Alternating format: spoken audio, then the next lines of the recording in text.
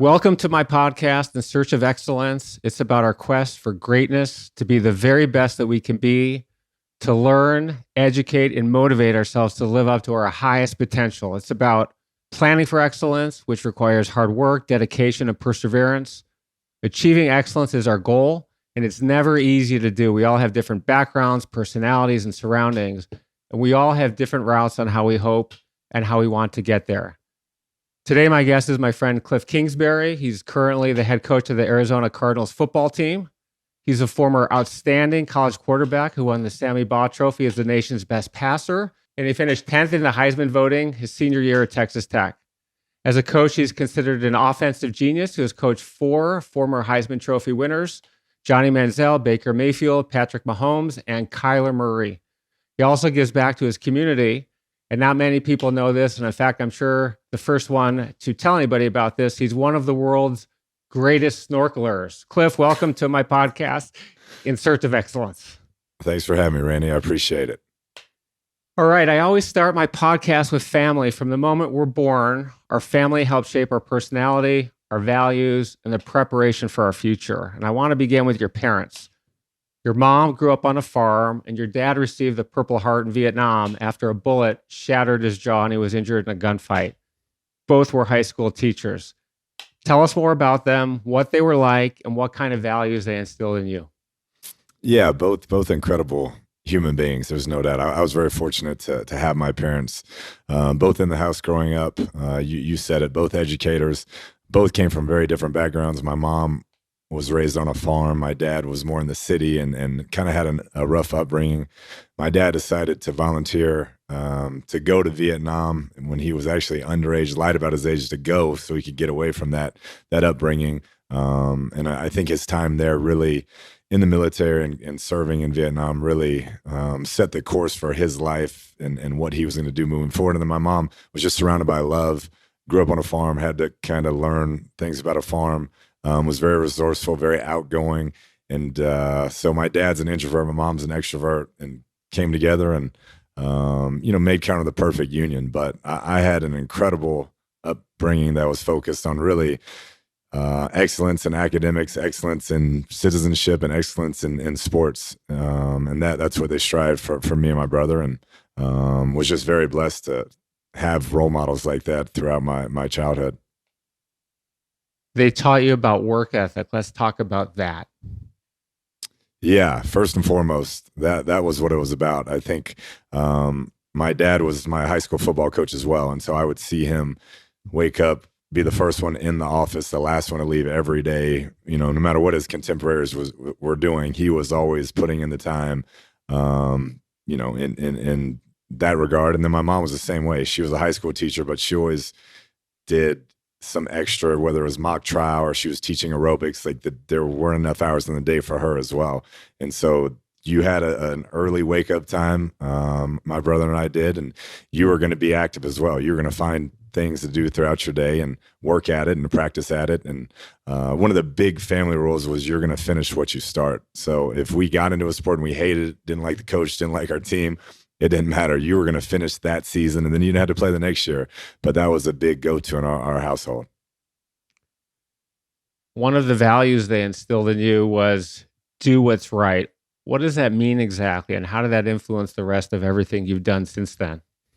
I think more than anything, they would harp on, do what's right when nobody's watching. It's easy to put it out there. Do the extra things to practice when you think the coach is watching, or do the extra studying when you think the teacher's watching. But what are you doing when it's just you and you? And that was a big deal. Just how you treat people, how you handle yourself in society, how you work, how you study, just doing things right all the time and in all phases of your life. It's amazing. I think it's important to note also, it's easy to do what's right when people are watching you, but it's really better if it's innate to you and part of your personality to do what's right when no one's watching. Yeah, there's no doubt. And that was a big line in our house. Like I said, who are you when nobody's around? And so that's always stuck with me. Even to this day, it's it's easy to, like you said, to put it out there and do charitable endeavors so people see and you get the accolades. But, who are you every day, and who are you to people who truly can't help you in any way? And they tell you about punctuality. What about punctuality, and do you practice punctuality today? I do. I mean, my dad was a Marine, so it was, if you're on time, you're late. If you're early, you're on time, and that's always how we lived our lives. And I've always found that the biggest, greatest commodity anybody can have is their time. And if you're disrespectful of that and you show up late, or you're not being respectful of that, then that to me is kind of the ultimate insult. So our parents, we were early to everything. We'd be waiting at practice before anybody else got there to make sure that we were on time. And what do you do now? Do any of your players come late? And if they do, what happens to those guys?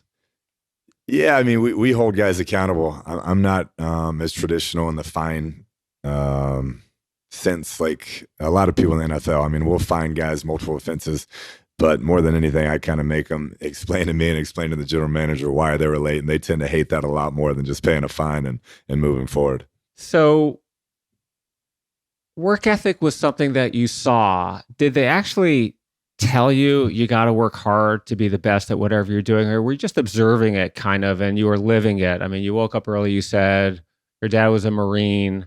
Did he talk to you about work ethic? Did he say those words? You have to have a great work ethic to be successful. And do you think that's necessary if you're young and impressionable for a parent to tell you that you got to work hard, or is it enough just seeing it and watching it?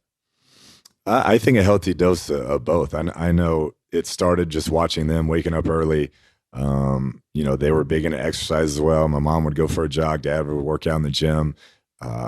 They'd always be busy, always have something going on. So you see it at a young age. And then they'd cite examples. My Joe Montana was my idol growing up, and he'd show me stories of Joe Montana's work ethic, or, Michael Jordan, So I think a healthy dose of both, but I do think verbalizing it helps. And throughout my life, that's been the one constant. When everything else I felt like was falling apart and things weren't going my way and dreams weren't being reached, I could always fall back on work ethic, and it would take me to a good place. I think that as a kid, you want your parents to be supportive. You get positive reinforcement from them. It really affects the outcome, your confidence, the way you carry yourself, your personality.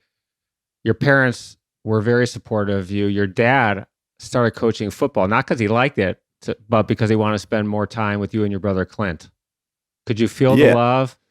There's no doubt. And it was always wanted us to strive to be our best, but it was never because they wanted us to do it. If we didn't want to play anything, they would have been fine with that. They wanted us to pick what we had in our heart and whatever passion that was, and choose it and try to be the best we could at it. But it was never a deal where, hey, you're going to play this or you're going to do that.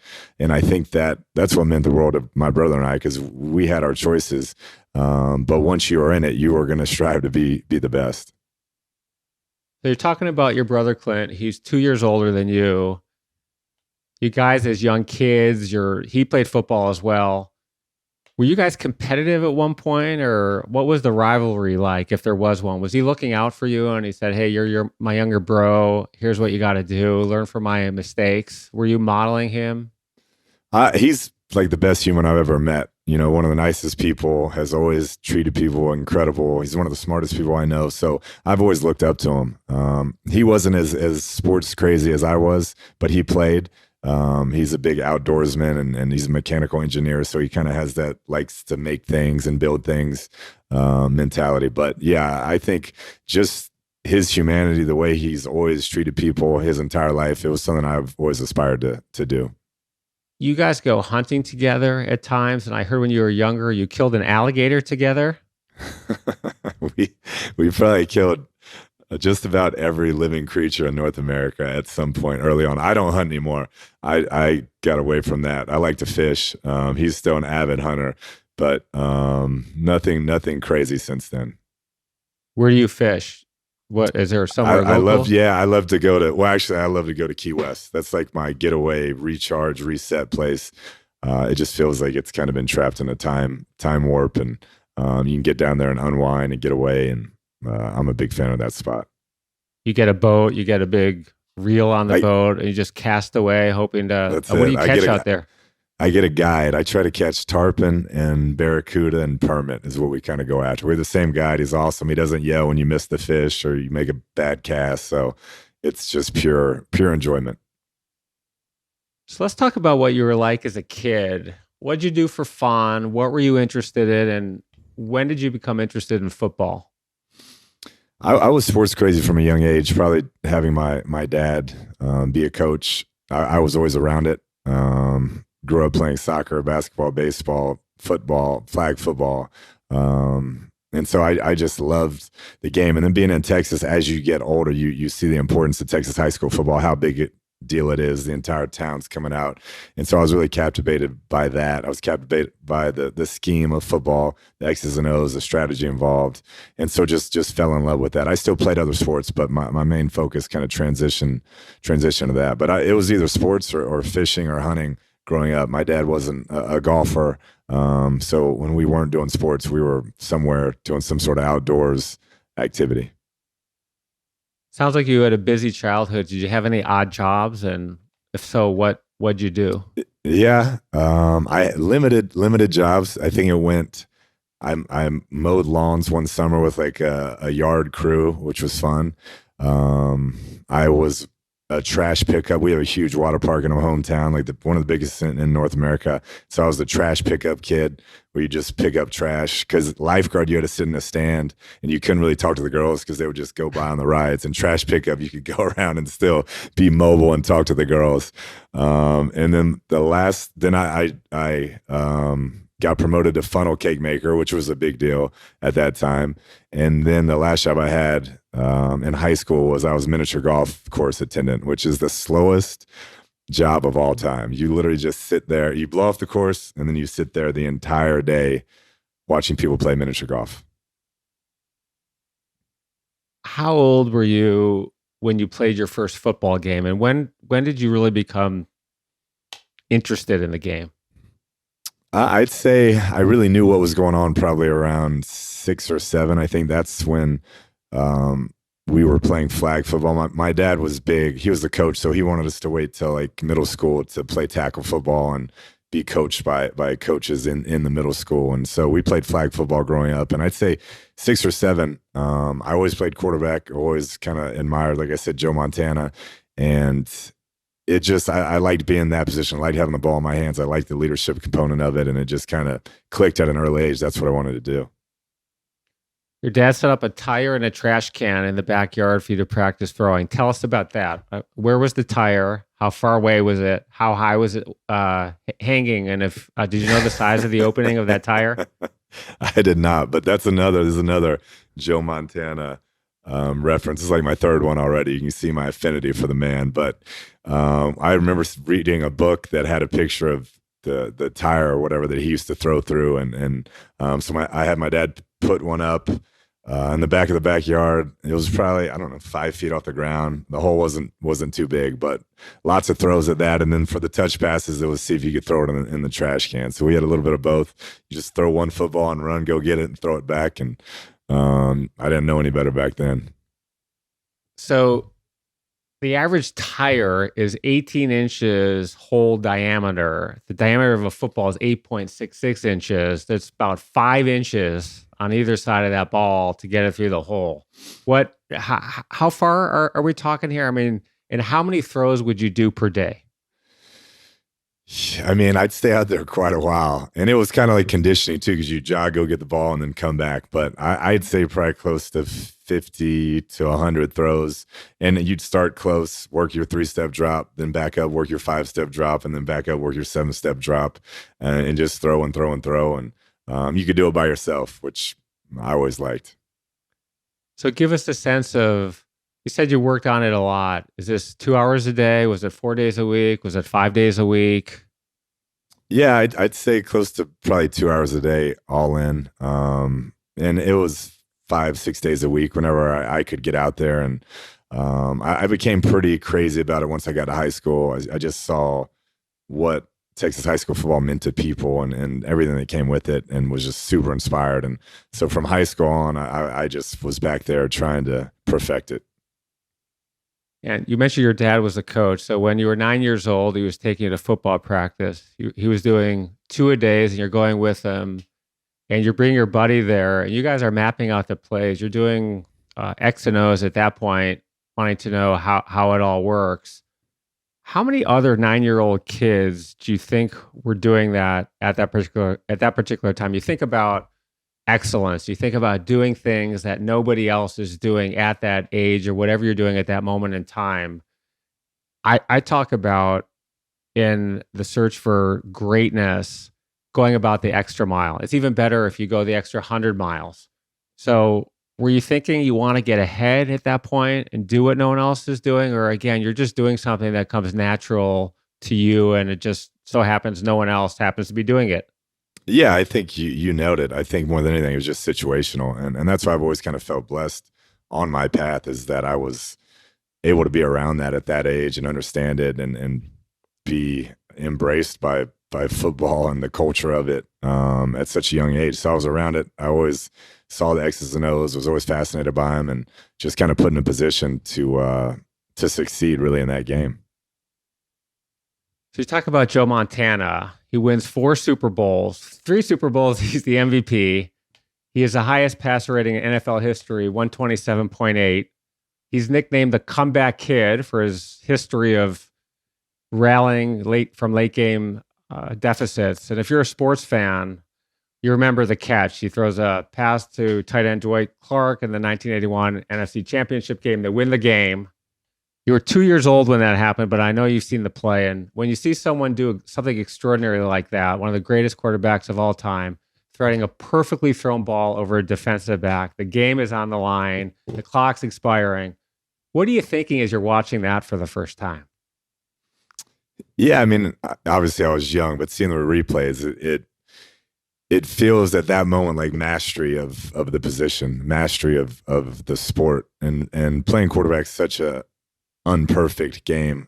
I think you strive for perfection and settle for greatness, because you're never gonna be perfect. There's always gonna be a misread, a misthrow, something you could have done better. But moments like that, when you see Joe Montana make a throw that he probably couldn't make, 99 out of 100 times, but in that moment, at that time, to propel his team, he's able to do it.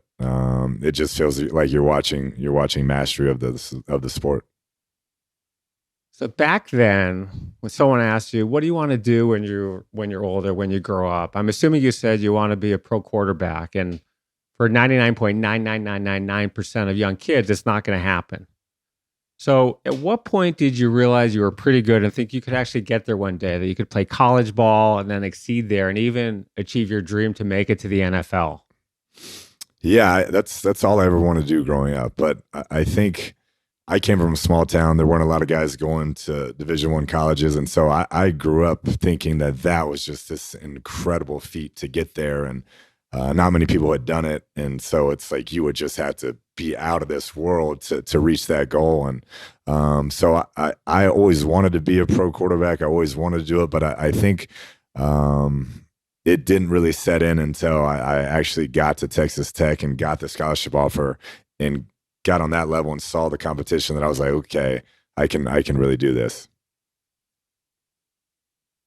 Is Texas Friday Night Lights like it was the TV show? There's a stadium there. There could be 5 or 10,000 people. The entire town comes out. You're under the bright lights. Is that really Texas football, high school football?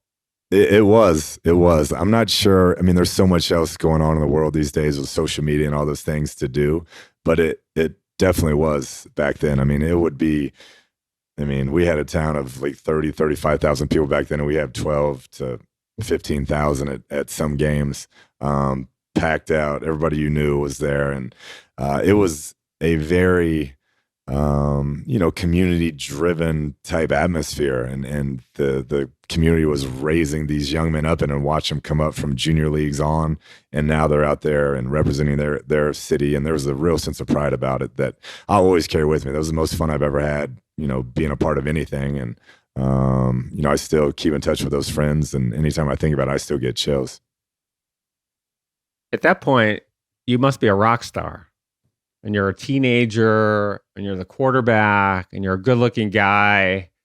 There's a lot of attention coming to you when you're 16 or 17 years old. How are you handling all that? I'm sure you're the most popular kid in school or one of them. Tell us about what that was like and then how you dealt with that and how you didn't let it go to your head.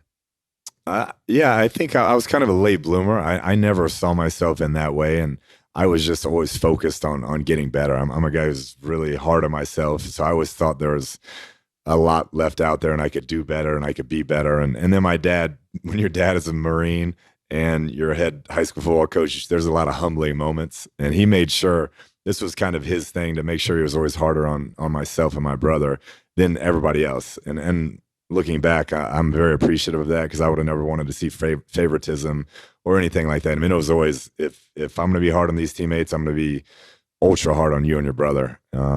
So humility was easy to come by, put it that way. You mentioned playing on good teams, and when we're all trying to improve at our companies, when we're trying to get better and do better and have better results, it's about team and hiring people better than you who know things that are different than you.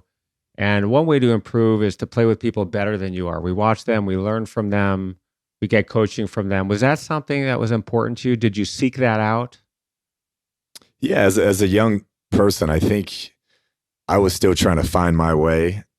So I don't know if I really knew that that's how to really, take the next step is to get around people that help elevate you because they're better than you, faster than you, stronger than you. I think I was still just trying to find my way. And as I got older, I understood, the best way to bring out the best in yourself is to be against great competition, be around great players and people that you're trying to catch. And that didn't come to me until really college. Yeah. And then once you catch them, they're pretty much gone unless they get injured. And then once you're the quarterback, people are trying to catch you, nipping at your heels. There's pressure there once you make it. No doubt. It comes with the territory. And it's hard. Like people say, it's harder to stay on top than it is to get there. And there's no doubt at that position particularly. I mean, one bad game and they're calling for the backup, as you know. So it's week to week. And I do think that level of pressure has obviously helped me in my career as a coach and be able to handle certain things. There's a lot of people listening and watching who have young kids, teenagers, young adults. What's your best advice to parents on how to motivate their kids to be the best they can be and live up to their potential? And in your view, is there any particular age that parents should make a conscious effort to focus on this? There's a fine line between supporting your kids and pushing them too hard. Yeah, there's no doubt. Like I mentioned earlier in our talk, my parents, they offered a lot of things that we could get into. They never forced it upon us, but they kind of made sure, hey, this is tennis or this is golf and this is fishing and if we took to it and wanted to do it, we did it. And if we were going to be a part of it, then yeah, they wanted to see us work hard at it, show up early to practice, stay late, do the extra, finish the season, whether we liked it or not. But I think my biggest advice would be like, offer all those things up. Just don't, if it's not working and the kid's miserable doing it, hey, have them finish it, but let's not force them to do anything. I think that was the key to my brother and I being successful in sports was that our parents offered up a bunch of options. We kind of came by it organically, choosing them. And then we were in them. They definitely encouraged us to work hard and strive to be the best. Yeah, I have 5 kids, as you know. I have one son, Charlie, and he was an okay baseball player. And as he was progressing through the little leagues, he had a couple of big hits. He, in the World Series, hit a game-winning single to win the World Series, and he was starting to improve a lot. And I thought he should keep playing. And he said, "Dad, you don't want to do it." And I really pushed him a little bit, but he said, "Dad, I don't want to do this. I want to be a skateboarder." And as a parent, I'm thinking that's the last thing you want your kid to do, Right. riding in the bowls and flying in the bowls and hitting their head. And Right. I don't know if there's something more dangerous. I mean, football, you talk about concussions, skateboarding, It's up there. which is what he pursued. I wasn't happy about it. He lives at the park. He's there 2 or 3 times a week. He goes to camp in the summertime doing all this crazy shit. He's broken his wrist. At one span, he broke his wrist in 4 different places 4 times in 9 months. And, Jeez. he loves it. And Yeah. as a parent, you want to encourage your kids to do what they want to do. Yeah. So there is a fine line, but like you, I don't push my kids very hard. I want them to be passionate about what they're doing. And I think being passionate about something will make them work harder. You can't make your kids work hard if it's something that they really don't want to do or they're not into. I agree. I think allow them to chase their passions, and that's where they learn the work ethic. That's where he learns going and attempting that jump until he gets it. I mean, because if you're not passionate about it, you're not breaking your wrist 4 times and coming back. You land one time and you're done with it. Yeah. I mean, just to look at his body sometime, it's bruised. It's like he's getting a pounding on there. You fall on your side. It's interesting, hardcore. but he keeps coming back at it, and I love it. I'm very proud of him for doing that. And it's cool for his bar mitzvah video, which was super cool. I'll show this to you sometimes. I got a bunch of clips for people saying, "Hey, Charlie, I'm happy bar mitzvah." And we had guys like, we had everybody. And we had Matt Stafford did something. Awesome. Klay Thompson, Dustin Johnson. And he was a skateboarder. Tom Brady did something. We'll talk about Tom at the end of the show. And at the end, we had Tony Hawk. It was a skateboarding bar mitzvah. And so we had this whole montage. In the montage, I said, "Hey, Charlie, what got you into this?" And he said, "You did that." And, that's pretty cool. You're the No dad, doubt. your son wants to do something. I mean, I I never did the bowls, but I used to love my board. And when he was a young kid, I took him to the park, and there's this really cool picture I have in video where I'm holding his hand. He's like 6 years old, and he's on the board, and it's just cool. It's that's awesome. It's super cool. Been one of the highlights of my life. Watching him get better. No doubt. That's big. Allowing him to do what he wants to do. Yeah. It's funny because we have like a frequent flyer plan now at the orthopedist have his cell number, which is funny. So you're playing high school football, baseball, basketball. And you also ran track. So I know most great athletes play 3. Were you playing 4 at the same time? And how do you do that if they're overlapping? I mean, that's taking on quite a bit there. Yeah, usually it was football, and then kind of basketball, baseball, track would overlap a little bit, but you just didn't know any better. I mean, it was a small town. Like I said, we grew up playing everything. My dad was the coach of the high school. Mom was a teacher. So it was just part of it. And I really think that was doing that day in, day out was where I learned real work ethic and real consistency. Because obviously there's days where you get done with basketball, you don't want to jog over to the baseball field, but you do it, and you learn how to kind of compartmentalize everything and just keep going. So your sophomore year, you're a good football player. Your dad's the coach of varsity, put you on the JV team, even though you're good enough to play varsity. And he didn't think the reason why you should play varsity is because he's the coach, and it pissed you off. In fact, I read somewhere it still pisses you off. Can you talk about that? Did that motivate you to work harder?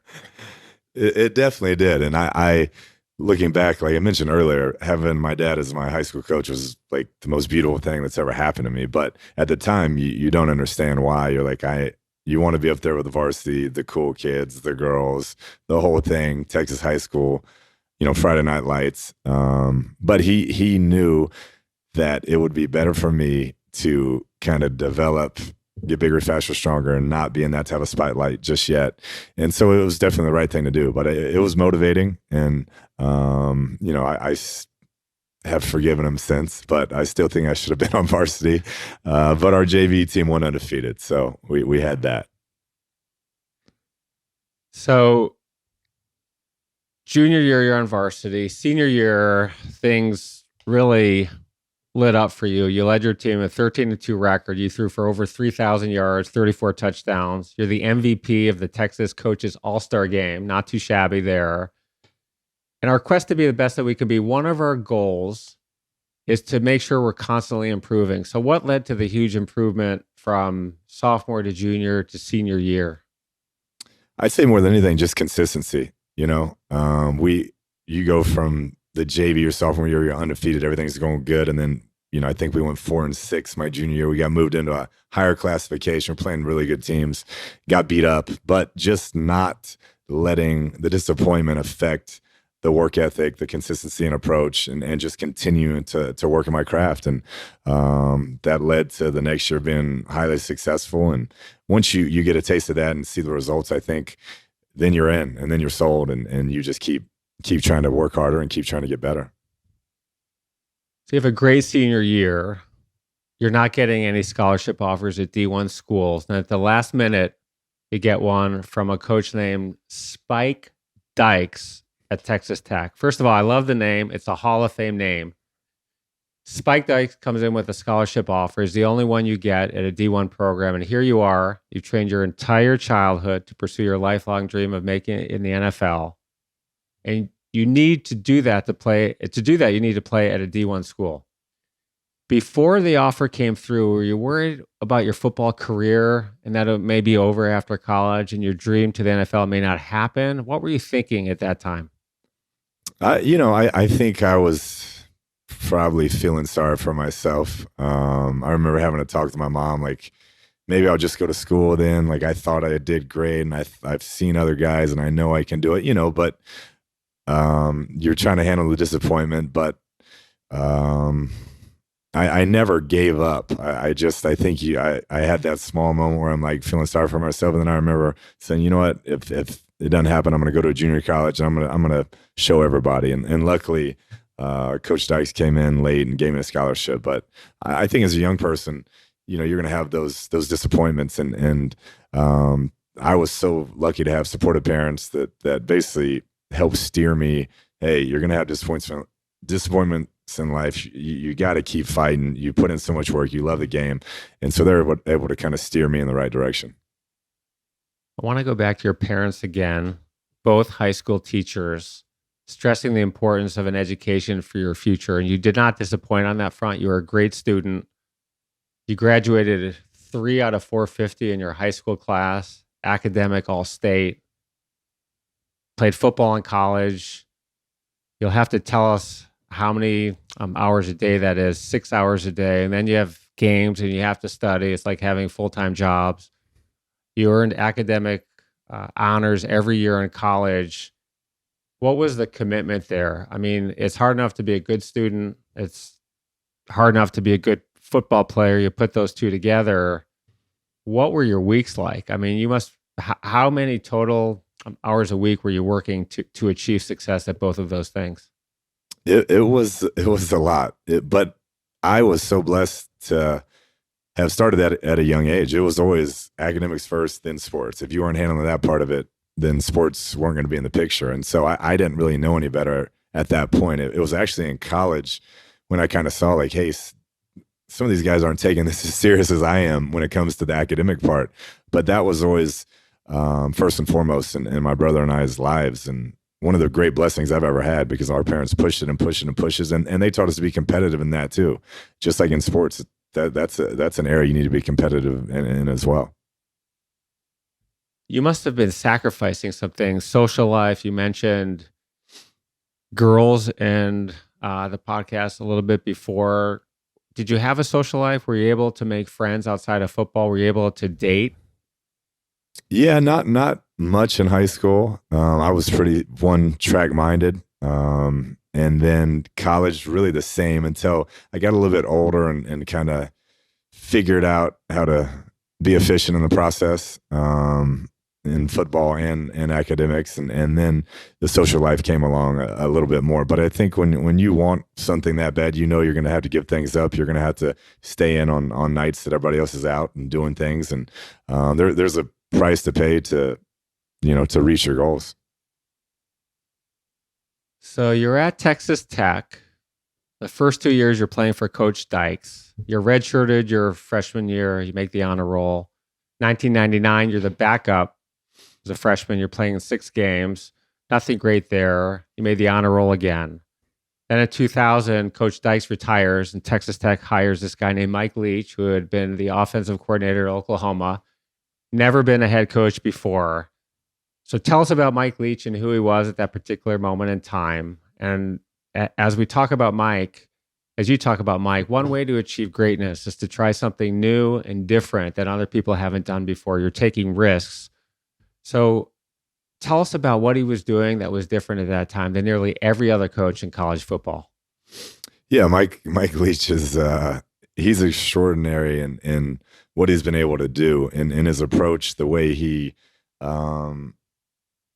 approaches offense, approaches football, approaches meetings, everything he does. It was so foreign when he got there. We're all looking at each other like this. There's no way this shit's going to work. Like, what is going on? What is he doing? How's he coaching?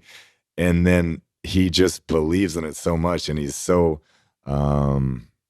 committed to his vision and not afraid to do things that everybody says can't work and continue to work at it even when it doesn't work. And he taught me a lot about persistence. He had such a vision for what his offense could be and what we could do out there at Texas Tech. And you could feel that passion. And so as we, developed in his offense, I think we all started to believe like him that you couldn't be stopped. And you look at where he's won. He won at Texas Tech on an incredibly high level. He won at Washington State on an incredibly high level, places where traditionally you can't do that. But he has such a great offensive mind. He's been outside the box his entire career. And to kind of see that on the ground level definitely is something that's impacted me and kind of how I approach the game as well. You mentioned thinking outside the box. So how important is that to our success? Being different, doing something that people haven't done before. It's risky because if you fail, especially in a highly public job like you, where everyone's watching you, right. You do something unique, it doesn't work. Exactly. It's embarrassing. Yeah, it's easy to just do it like the other guy, And if you do, there's people that can, and if they're substantially better, then you can keep going. But I think to take the risk, to do it a different way, and believe in yourself, that's where you can make these incredible leaps and really reach some uncharted territory. And I think that's what Mike was able to do in places that previously weren't able to accomplish it. Okay, so let's talk about exactly what he did, the air raid offense. What is the air raid offense? And you can go deep talking about four wideouts and all that, but we'll try to keep it pretty simple. So what was it before, and then what was it when he put this new scheme in place? Yeah, we were more traditional football, tight ends, fullbacks, huddles. And when he got there, it was all wide splits. The linemen were kind of spread out. You wanted to spread the entire defense. And it's just all about really getting the ball in space, finding leverage to defeat defenders, and letting your guys run with it. And we'd throw it 50, 60 times a game, which was very rare in those days. It's more common now, but you just wear defenses out. You're no huddle every snap. You spread everybody out. You get into space. They'd have to attack you. Do it again. And a lot of those little short passes were basically like run plays. And that's how he saw it, and had a lot of success with more limited type athletes as well. We weren't getting the 5-star guys at Texas Tech, but we get kids that could operate in space and play in this system. And he was able to perform at a high level with that type of player. And it's new for you as well. I mean, you got to be thinking, like you said, you were thinking, what is this? Will it work? But at the end of the day, it really helped you. Sophomore year, you threw for 3,400 yards, 21 touchdowns. And you went to, this is my favorite bowl of all time, the galleryfurniture.com bowl. You guys didn't win. We didn't win. But you did have a 4.0 that year in college as well. Then junior year, you threw for 3,500 yards, 25 touchdowns. You had a couple of 4-touchdown games, which is awesome. You guys weren't ranked. And then senior year, you come in the year as a candidate for the Heisman Trophy, which is awarded to the best player in college football. And you lit it up that year. 5,017 yards passing, 45 touchdowns. Your team goes 9-5. What was that like to hear your name mentioned as a candidate for the Heisman Trophy, the best player in college? Was that one of your dreams as a kid? Were you then shooting for it? Was it exciting? Could you feel the extra pressure? Was all the hoopla a distraction?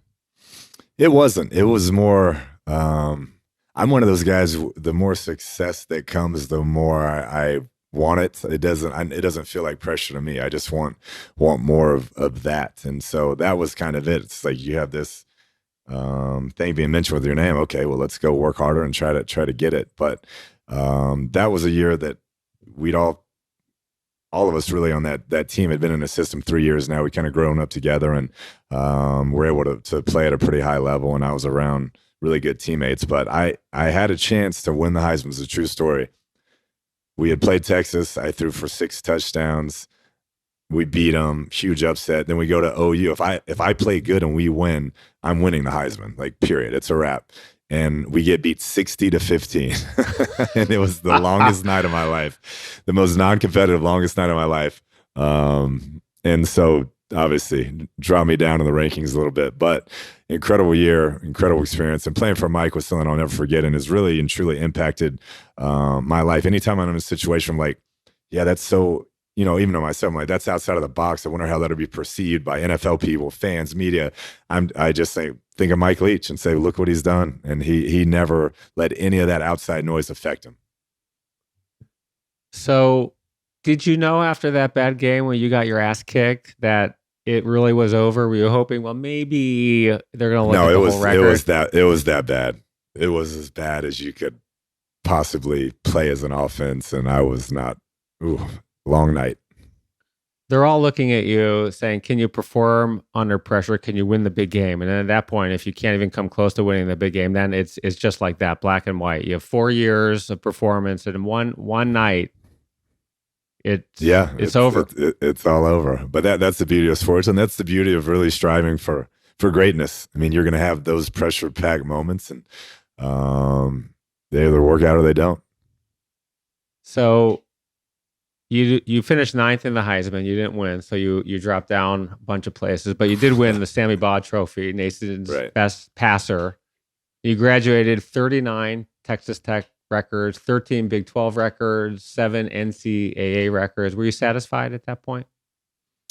I was, being a Texas kid and that being my only scholarship offer, I was proud of what we were able to do out there, because Texas Tech traditionally, not the top program in the state. And I felt like with what Mike had brought, there was a lot of hype. There was a lot of promise moving forward. And so I always felt very close to Texas Tech, like I owed it a lot. And so to be able to give it back in that way meant a lot to me. Here comes the draft. All the hours, the footballs through the tires and the trash can, the thousands of hours of work, the sacrifices, the hundreds of games. It's all about to pay off. Dream come true. Hello, NFL. And here comes draft day.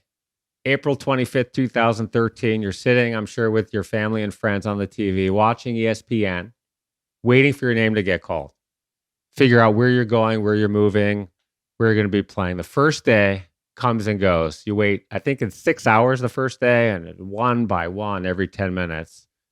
Must be agony sitting there. Then on day 2, same thing happens. You're waiting. And finally, you're drafted in the 6th round, number 201. What was that like? You're almost the Heisman Trophy candidate. Then you're number 9, best high school passer in the country. What happened? Did you think you were going to be picked before? Was that a huge disappointment at that point? I thought I would go before. And so I actually sat around, and I think we got through the 5th, about middle of the 5th, and I told my roommate in college, I'm like, we're going, let's go eat. So we were at Red Lobster when I actually got called by Coach Belichick, and was told I was drafted by the Patriots. But it was, yeah, I think you're disappointed, but then, once you realize, hey, it's the Patriots and I got drafted, I think you just regroup and say, this is a great honor, it's what I always strive for. And now you're back to square one, no matter what, whether you're the first pick or the 6th round pick, and you got to go prove yourself. Tom Brady's a quarterback, and he's 6th round pick as well. So you got to be thinking, all right, I'm playing behind Tom. Like here we go. Lightning strikes twice, baby. Right. Let's go do it. You don't want him to get hurt, but he replaced Drew Brees, who was one of the best passers of his days, and he never looked back. And you always wonder, hey, what's going to happen to me? No doubt. So your rookie season didn't go that well. You spent the entire year on injured reserve. You hurt your arm. What happened to the arm? Just tendonitis. Yeah, one of those deals. Just too much wear and tear, and so didn't play that year, but learned a lot Learned a lot that first year. They had me doing some things off the field since I wasn't able to really participate behind the scenes with the coaches, X's and O's, and things of that nature. And so I probably learned more football than I'd ever known before, just being around those guys. Some great coaches on that staff, and we all know, what Bill does and is about. And so it was a crash course in NFL football, that's for sure. It wasn't all lost. You guys won a Super Bowl. You got a ring. Anna Vinatieri, 41-yard field goal that year. His time was expiring. Brady, of course, is a Super Bowl MVP for the second time in his career. And then after that, you were waived. One and done.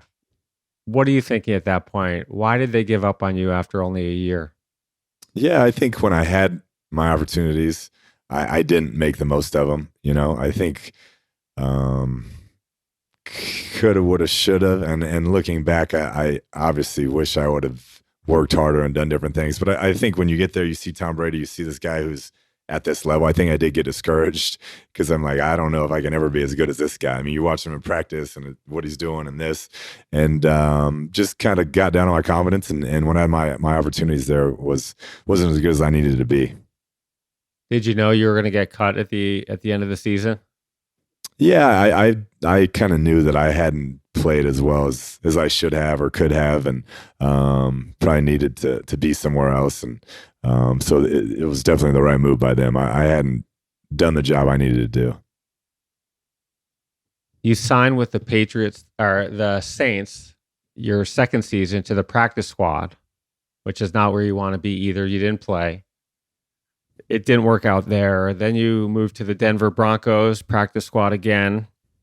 You're only there 3 weeks, you're released. And then you go to the New York Jets and you finally get in your first game. I think Chad Pennington was a quarterback then. And you came in against the Broncos late in the game. One of two passes, 17 yards.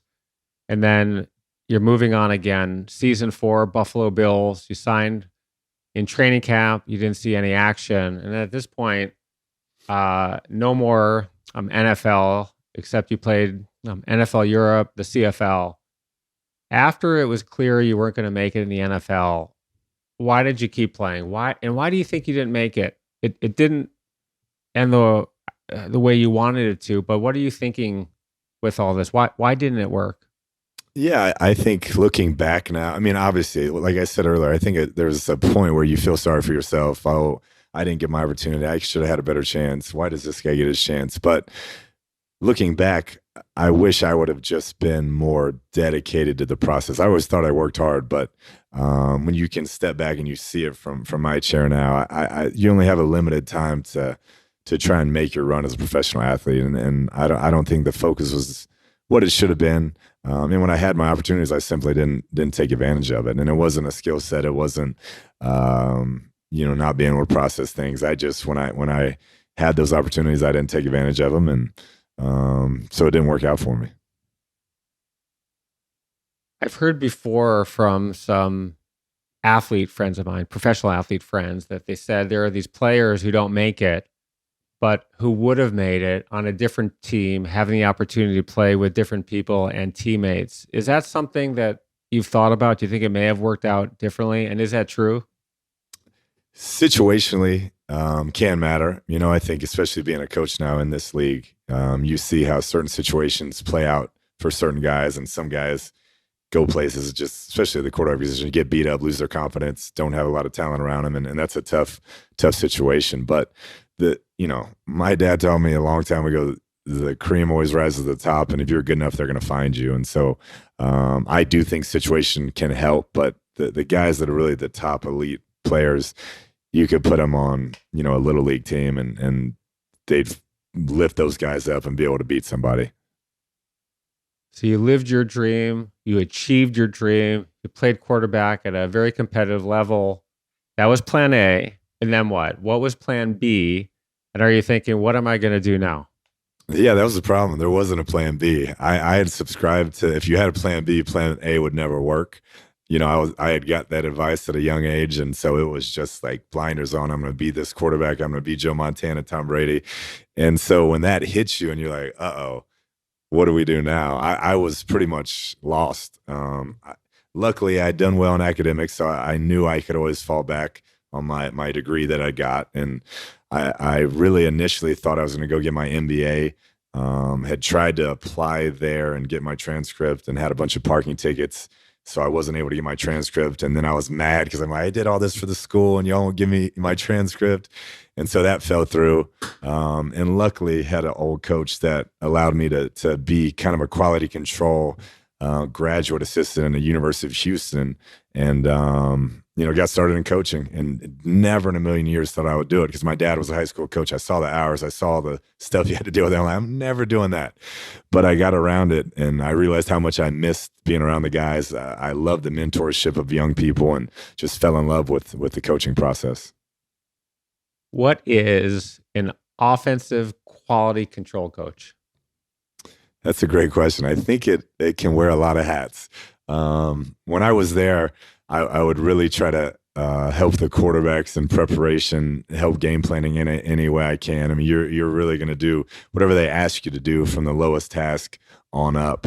But it allowed me to just get around the game again. And I had a great kind of mentor at the time, Dana Holgerson, who was the offensive coordinator there at University of Houston. Now he's the head coach at the University of Houston, but a great offensive mind that allowed me to kind of be myself and learn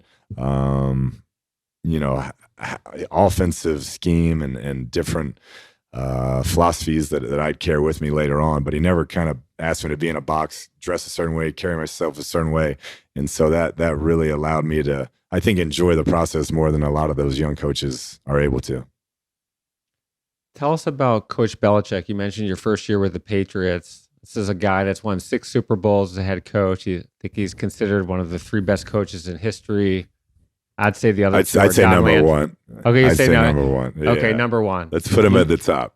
You think about Don Landry and George Halas, but I think he's number one as well, although I'm too young to know about Don or George.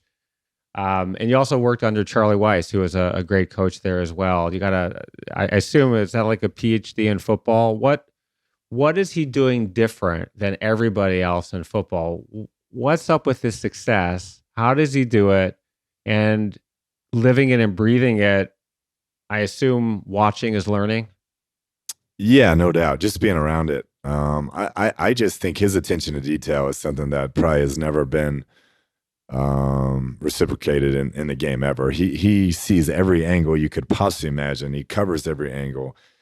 He has these thoughts that you'd never even think would come up in a game. And so he makes you walk it through and you're rolling your eyes like this would never happen. And then week 7, it happens and you're prepared for it and your team executes at a high level. And so I think his attention to detail, the leave no stone unturned approach is something that I've never seen anything like it. Really probably in any profession, but he has an ability to do that, an ability to be consistent in his approach day in, day out. And he never tires of it. I mean, he's still coaching as hard today as he ever did. And the challenges today are going to be a lot harder. I don't know if he's going to have the success for quite a while, or I know they beat us this year. That one hurt my soul. I saw that. That one hurt my soul. I was looking forward to that handshake after the win, but it's hard to beat him. He's got some mind control. You should have won that game. Another missed field goal in that game. We had a tough ending, but it's just a credit to him and the way they were able to adjust different things they do offensively, defensively, special teams to adapt to personnel. And still in a down year where they saved all that cap room, didn't spend all that money, had all these guys sit out, they still go 7-9. And it's just incredible. Yep. It's for me, I love the Patriots because, as you know, I went to Michigan, huge Tom Brady fan. And I think I shared this with you. I took my kids to Puerto Rico. The girls were 8 and 10. I have twin girls. And my son, Charlie, that we've talked about. We were staying at this small resort called Dorado Beach. It had just opened. And on Sundays, we wear uniforms. We're all in our Lions jerseys. As you know, I'm a big Lions fan.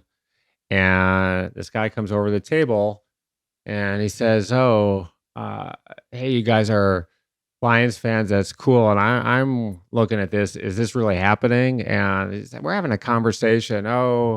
And, Charlie says, we like the Patriots because my dad went to Michigan. Tom Brady's, he went there.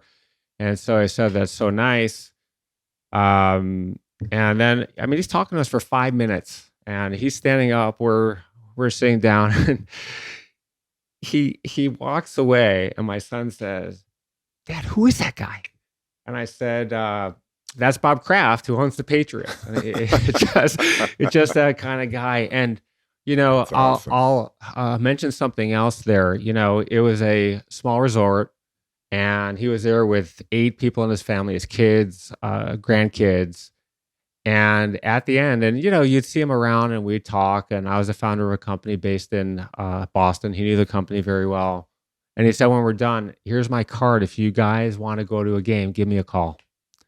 And That's it was just awesome. very nice. That's the kind of Yeah. guy that he is. And the last night we're there, we're taking photos. We're on the golf course. I love to take photos of my kids. I take 1,000 to 3,000 photos per vacation. I'm that guy. And you could see the Kraft family at the other end of the golf course. They were all there. They were far away from anybody. And there they are playing flag football. There's Bob Kraft handing the ball off to his 3-year-old grandkid. And as a football fan, you really appreciate this is a guy who owns the team. He loves football. And it's not surprising to me. They've been probably the most successful sports team in the last 20 years. Yeah. I think it starts at the top. No doubt. No doubt. And he just being around him, my time there, I mean, he's all about excellence, and he won't accept anything less. And I actually saw him probably 2000. So I was there 2003. I saw him 2018, probably in LA, just randomly at a spot. And I saw him, "Hey, Mr. Kraft, Kliff Kingsbury." And he's like, "Hey, I remember you, 6th round, Texas Tech." I mean, just, and that's 18 years later, or 15 years later. And so he's definitely dialed in. So we're going to blow through a lot of your coaching career. I'm going to stop at moments because there's so much else I want to talk about. But you're at Houston for 2 years. You're promoted to quarterbacks coach. I mean, you're starting at the bottom. Right. And it's hard to get a job in coaching. So, by the way, what were you making as the quality control coach? It was $400 a month, and I just wouldn't even pick up my checks. I just left him over there, but there wasn't a big stipend at that time for that position at U of H. All right, so you're 2 years at $400 a month. You get promoted to quarterbacks coach 2 years later. You're there 4 years. You get promoted to co-offensive coordinator. And as luck would have it, your quarterback is Case Keenum, who sets the all-time Division I passing touchdown records. I think he threw 9 touchdowns in a game against Rice. Yeah. He finishes 7th in the Heisman voting, and Houston leads in every category: yards, points per game. I think 50 points per game. And you're the offensive coordinator of the year. So here you go. The coaching thing is working. You go to Texas A&M, and you become the offensive coordinator there. And good luck has it as well. You got a redshirt freshman named Johnny Manziel. The team goes 11-2. You lead the SEC in total offense, and it's amazing. This guy lights it up. He becomes the only freshman ever to win the Heisman Trophy. He wins the Heisman. A year later, Texas Tech hires you as their head coach. You're 33. You're the 3rd youngest college coach in the country. And your offense continues to roll. And I mean, this is just an incredible story. You've got this guy, Baker Mayfield, who's a walk-on, meaning no scholarship. And he beats out another highly recruited quarterback, a guy by the name of Davis Webb. Mayfield earns the starting job. I think he's the first walk-on true freshman ever to start a season opener for a BCS school. Yep. And the guy goes 5-0, and he throws for 1,500 yards. The guy gets hurt. And when he's healthy again, he doesn't come back. He's not happy. Davis Webb is the starter. And Baker transfers to Oklahoma. I think everybody knows what happened there. He becomes the starting QB. He wins the Heisman 2 years later, and then he becomes the number 1 pick in the NFL draft. So you got this guy, Davis Webb, who's still there. But you've got this big-time recruit coming in. And a year later, Webb transfers to Cal. And by the way, Webb is a pretty good quarterback, too. He gets drafted. He goes to the NFL. I think he's currently playing for the Buffalo Bills. So tell us about how you got your recruit, who he was, when you met him, how you got him to Texas Tech, and how my hometown team, the Detroit Tigers, helped make this happen. Yeah.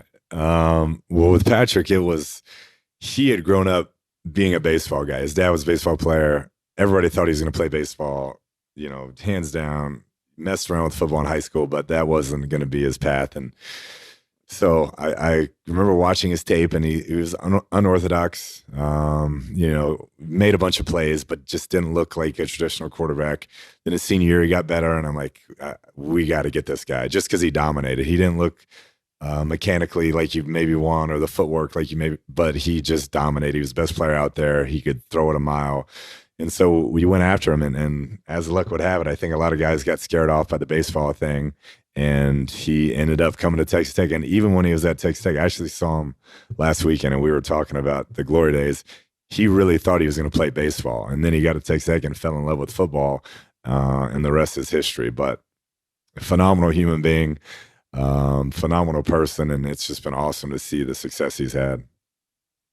Do you know what round he was drafted in? I want to say like 37th, 37th. So I had to look this up. I didn't know there was such thing as 37 rounds in a professional sport. In baseball, there's actually 40, and if you do the math, he's around the 1200th pick of the MLB. Tigers. Yeah. So you get him, and he plays behind Webb, who gets hurt. But his sophomore season, here we go, 4,600 yards passing, 36 touchdowns. Junior year, leads the nation passing yards a game, 421. He throws for 5,000 yards, 53 touchdowns. And so he's there 3 years, 11,000 yards, 93 touchdowns, and he's a good runner. 845 yards, 22 TDs. He still holds the NCAA record for most single yard passing yards passing in a game, 734 yards. And he's considered your best recruit and the most successful quarterback at Texas Tech. He's as we all know, he's drafted number 10 by the Kansas City Chiefs. Mitch Trubisky, who was just released by the Bears, was the only quarterback selected before him. Mahomes was the number 2 quarterback that year. Mahomes leaves. You have 2 mediocre years. At this point, though, you're still considered the best offensive coordinator in the country. And you've done it now for 7 years. But similar to the NFL, in college, you got to win. And you didn't win as much as people wanted. Your overall record was 35-40. And then you're fired. And when you're fired as a head coach at that level, it's not like you're working at a company and 10 people know about it. It's front news on every sports page. Yeah. Tens of millions of people know about it. That could not have been fun. What were you thinking? Did you have another plan at that point? And at the end of the day, is winning and losing the only thing that matters? What added to that was my school, right? That was Texas Tech. That was my pride and joy. Had all these visions of grandeur, being the prodigal son goes back and leads him to the promised land. And for it to, fail and not get there and, deal with the scrutiny and getting fired and all that, it was tough. I mean, I think it's hard to kind of keep your confidence and handle all those things. But at the end of the day, I was forever grateful for the opportunity I was given to be the coach there. And that's really how I felt after being fired. I knew it was time for them to try somebody else, and I'd kind of exhausted myself in that cause. And so it was time for both parties to move on. But I'm big on believing that you learn your most through your failures. And that was definitely 6 years of my life that I learned a ton and has helped me moving forward. It's interesting you say that. I'm a venture capitalist, as you know, an entrepreneur. And as a venture capitalist, 7 to 8 of 10 companies fail. You think you're making a great investment the first time. You look for billion-dollar opportunities. You look really stupid when 7 or 8 of them, or even 9 of them of 10 sometimes fail. And I tell all of my interns and my mentees, you learn a lot more from the failures than the successes. And there are some things you can't predict. But I think it's important to look back at the end of the day and say, what didn't work? what did work, and then let's make sure what didn't work doesn't happen again. Yeah, no doubt. I think that's the biggest thing is kind of the after action review, if you will, of, okay, this is what we like, this is what we didn't like, this is what we're good at, this is what we're bad at, and how do we get better, and how do we make sure, like you said, that the next time we have this opportunity, we're better at what we do. So you had a lot of opportunities. You and I have talked about this before. You go to USC for a month, basically, and I think I sent you a text. Cool, happy you're going to be in LA. We can hang out maybe when you're here. You had kindly invited me down to Lubbock. I didn't make that trip. For me, it's fun. I'm sure you would have said hang out on the field, game passes during the day. You would have got the red carpet. That's for sure. That would have been super fun for me. I still hope it happens with the Cardinals, but yes. We can talk about that later. We play the Lions. We play the Lions again next year, third year in a row. So we're like division opponents at this point. When you played the Lions your first game, as you know, Madison and I, we came out to watch you, and I said to Madison, who am I going to root for? We went out, we got there, we bought all the Cardinal stuff. I got the hat, I got the jersey, and I said, I was so happy for you, and you know how much I love the Lions, and I think the game went into overtime. I think it ended in a tie. I mean, Kyler did not play very well. I mean, we should have lost that. I mean, we should have totally lost that game, but we should have totally won that game as well. I mean, typical Lions fashion. Yeah. This year we're in a rebuilding year, so I think I'm going to tip the scales. You're rooting for your guys? I hope so. So you leave USC after a month. You're 41 years old. You go to the Arizona Cardinals. You're one of the youngest coaches in the NFL. And you're taking over a team that goes 3-13 the year before. A team that had taken the 10th pick of the draft in the first round on a guy named Josh Rosen, a quarterback, who was a rookie, had the worst passer rating in the league. A team whose offensive line finished last in pass blocking efficiency and who finished next to last in rush defense. So it couldn't get much worse, other than you got the number 1 overall pick in the draft. Tell us about Kyla Murray, who you had met when he was a junior in high school. Yeah, so going back to the USC deal. So took the job, wanted to be there, love LA, loved the opportunity that we were going to have there. Thought with our offense, the players they had, we could light it on fire. And the Arizona Cardinals job came open, and I remember sitting there thinking, like, am I ready to do this? Do I even know what's going on in college football? And then think about the ridicule and all the stuff that you're going to have to listen to because you got fired, and why are they hiring him and all that. And then it just came down to, I think another kind of one of my life philosophies is whether I've been ready or not, I just say yes and I figure it out. And that was kind of my approach on this deal. I knew offensive football inside out, I knew quarterback play, and I just knew I'll work really hard at it and I'll figure it out as we go. And I'm still learning this process, and we got a long ways to go. But that was kind of how that played out. And then so we get here. Our general manager, makes one of the ballsiest moves of all time in the NFL and trades his first round top 10 quarterback from the year before for to get Kyla Murray with the first pick. And it's worked out so far. We're kind of a work in progress and building it, but love everything Kyler's about. Love his competitiveness, his work ethic, what he wants to be. And so hopefully we keep building it around and we get a shot to make a run this year. He's the backup to Baker Mayfield at Oklahoma. Right. And of course, he throws for 4,000 yards, 40 touchdowns, and he's the number 1 pick, and he wins the Heisman as well. But let's go back for a minute. Where did you guys meet? And he was a junior in high school? Yeah, he was probably 16, 15 years old. I knew him. His dad played quarterback at Texas A&M, was a very good player, well-known player in the state of Texas. So I knew him through his dad. I'd followed him and then recruited him hard at Texas Tech. We obviously didn't get him there, but had built a good relationship with him. I just loved his kind of swagger, his moxie. I thought he was one of the greatest kind of athletes at the position I'd ever seen. I'd never seen a player be able to throw it like that and run like that. And so I'd always hoped I'd be able to coach him. And I'd even said, before we played OU when I was at Texas Tech, I said, hey, I don't know what y'all are seeing or whatever, but if I had the number 1 pick in the NFL draft, I would take this kid. And so the universe comes around and we end up getting the first pick, and we go to that spot, and it happens. And you can look that clip up. It actually happened. And so you just got to be careful what you put out in the universe. It's good. It's good karma. And it's interesting. These relationships go way back in time, and it's a small world at the end of the day. I feel like at some No level, doubt. people know each other, and you can identify talent at a very junior age. You never know how things are going to end up. No It's a question. very round world.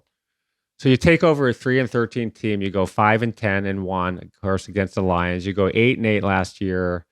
You missed the playoffs by a field goal, number of field goals. And again, you can't blame one guy, right? But that Right. guy at the end is supposed to make that kick. That guy's job is to make kicks at the end of the day, at the end of the game when you're tied.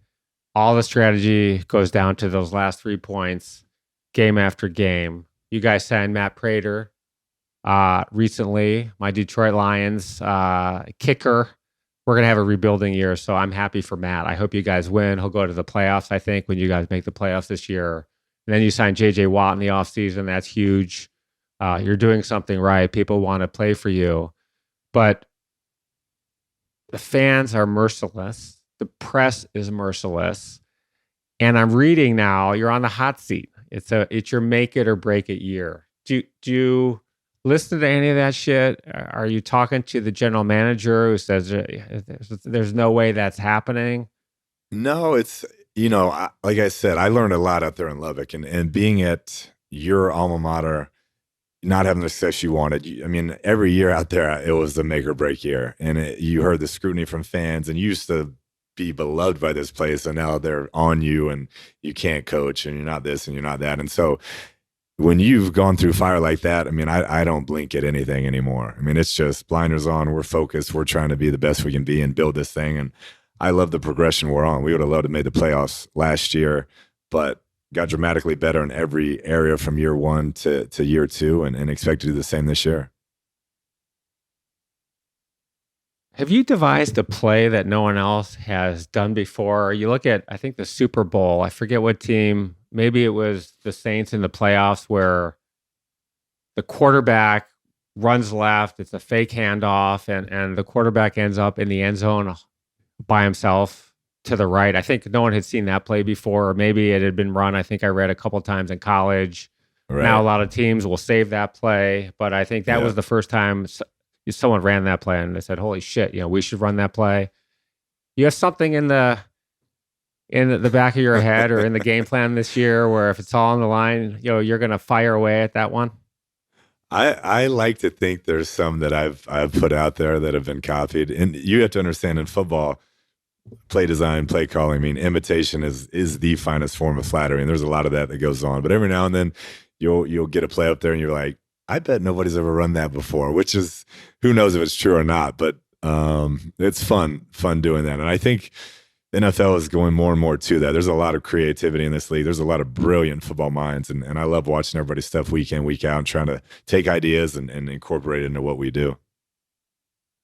Let's switch topics again and come back to struggles, challenges, disappointments in your life and career. We've covered a couple of them. We all have them.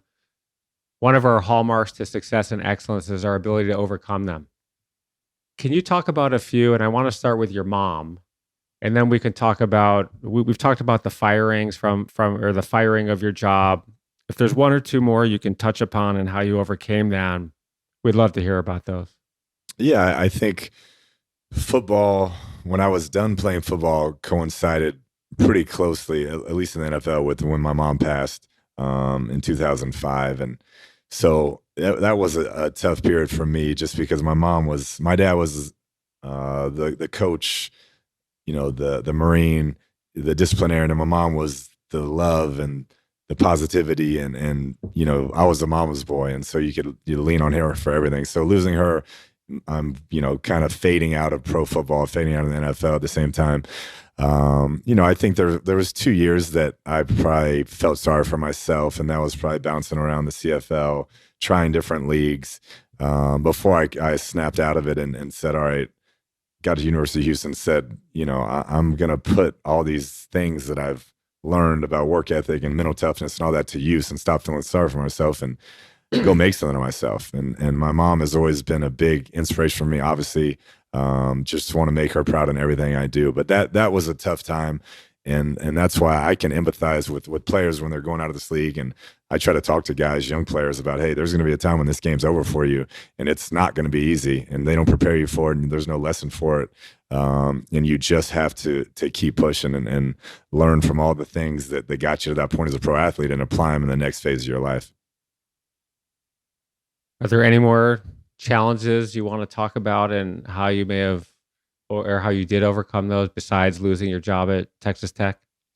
I mean, really, those are the two that stand out in career. Didn't make it like I wanted to as a pro quarterback.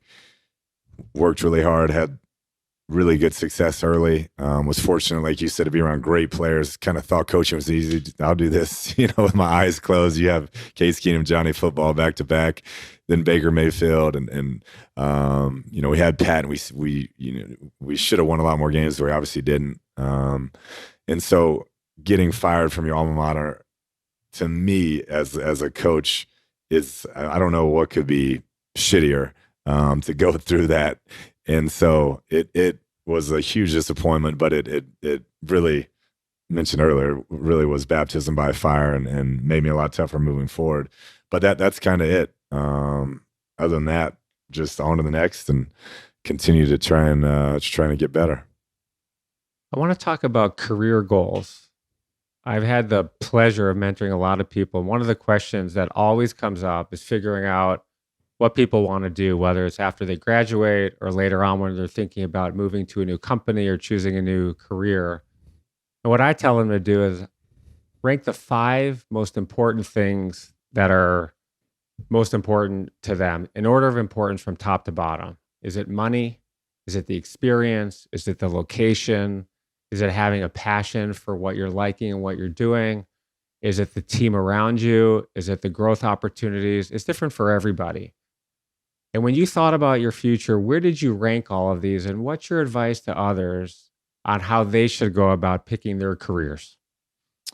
That's a great question. And I think mine's a bit unique because it was always to play NFL quarterback. As a young person, finished college, still had that mindset. 3 years out, still had that mindset. And so I had to reset completely and be like, all right, well, what's next? Now, how am I going to go about doing that? And for me, I wanted to be the best quarterback coach, I could possibly be. Want to be regarded as the best play caller in any league, and wanted to be a head coach at a young age. And so I'm still striving to kind of reach those goals. Haven't been able to have some success, but those are the biggest things I wanted.